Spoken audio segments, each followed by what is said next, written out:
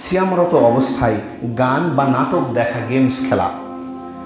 সিয়ামরত অবস্থায় গান নাটক দেখা তার সিয়াম থাকাও যা, না থাকাও যা, শুধু তার উপবাস হবে।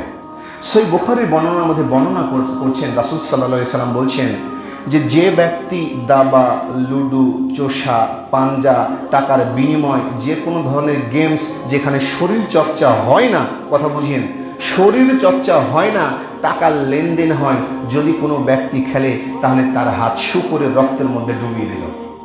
কথা বুঝিয়েন আবার, যে কোনো ধরনের গেমস মানে ফুটবল টাকার বিনিময় যদি না হয়, আপনি শরীর চর্চার জন্য খেলতে পারেন, কিন্তু যদি ওটা আবার টাকার বিনিময় হয়, কথা বুঝিয়েন, শরীর চর্চাও নাই, বলছে লুডো, চোষা, পাঞ্জা, দাবা, আবার যে কোনো ধরনের হাতের, যেগুলো ব্রেনের সমস্যায় হাত দ্বারা করা হয়, কোনো পরিশ্রম হয় না, এই গেম যদি খেলে তাহলে ওই ব্যক্তি তার হাত শুকরের রক্তের মধ্যে টোটালি ডুবিয়ে দিল।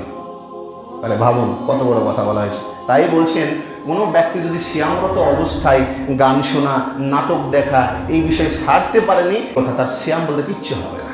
এটা আমার কিন্তু ফতুয়া নয়, এটা হাদিসের বর্ণনা। এবার দেখুন, বেশি বেশি বিলাস করা সিয়ামরত অবস্থায়, সিয়ামরত অবস্থায় বেশি আরাম করা, বিলাস করা একেবারে নিষিদ্ধ।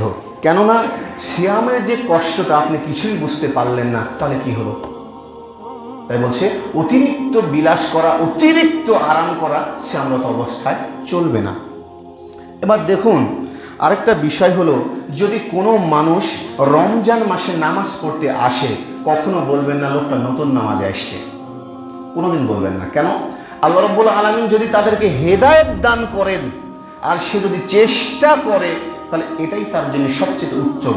এই যে আপনি বারবার ডাকেন, বারবার দাওয়াত দেন, সালাদের জন্য তাগিদ দেন, যদি একটা বার আসে ও মুক্ত হয়ে যাবে, ও বেঁচে যাবে, আপনিও তার ভাগী হবেন। এমন ভাবেন না, অনেকে মনে করেন যে ও তুমি ডাকছো তোমাকে সোয়াবের ভাগী দেবো, পাগল, এটা আপনার জন্য উত্তম। তাই বলবেন না নতুন নামাজে আসছে দেখ।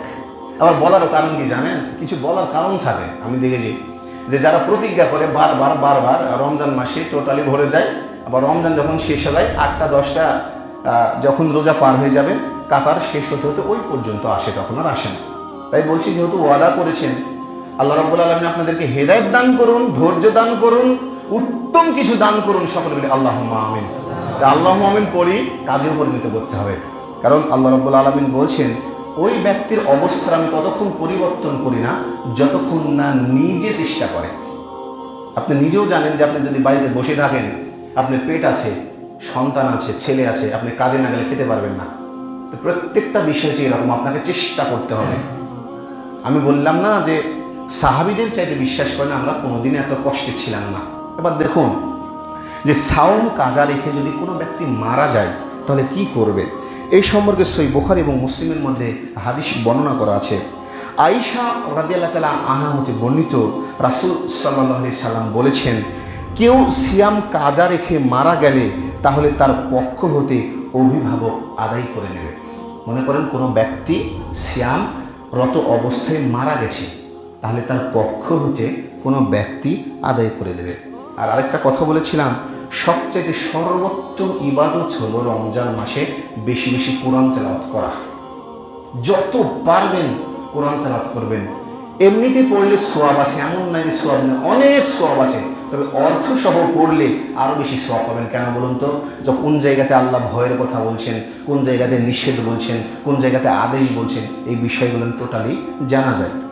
এবার দেখুন যে পুরাপুরি খুতবার কয়েকটা বিষয় আমি আলোচনা করলাম, যা সংক্ষিপ্ত বর্ণনা এখন বলবো, যে যা করলে সিয়াম ভাঙে না। ভালোভাবে শুনুন শেষ পর্যায়ে। 1 নাম্বার, সুরমা বা কাজল দিলে সিয়াম ভাঙে না, ভাঙে না। 2, চোখে ড্রপ দিলে ভাঙে না। 3, সাপোজিটরি দিলে ভাঙে না। পেনিসিলিন ইঞ্জেকশন দিলে ভাঙে না। দাঁত পরিষ্কার করার সার্জারি ইঞ্জেকশন দিলে, অবেশ করার জন্যে, পারফিউম ব্যবহার করলে, ঘ্রাণ নিলে, স্বাদ না গেলে খাবার চাখা, যেটা বললাম গিলা যাবে না, ভাঙে না। কুলি করলে ভাঙে না। কেন? কুলি তো গিলবেন না আপনি, ভাঙে না। তারপর নাকে ড্রপ দিলে ভাঙে না, পেটে না যাওয়া পর্যন্ত। নাক দিয়ে রক্ত বের হলে ভাঙে না, যতক্ষণ পেটে না যাবে। গার্গলের ওষুধ না গিললে ভাঙবে না। খাবার মুখে দিয়ে গিলে না ফেললে ভাঙবে না, ফেলে দিতে হবে। শুধু ধূপের গন্ধ নিলে ভাঙবে না। কানে ড্রপ দিলে ভাঙবে না।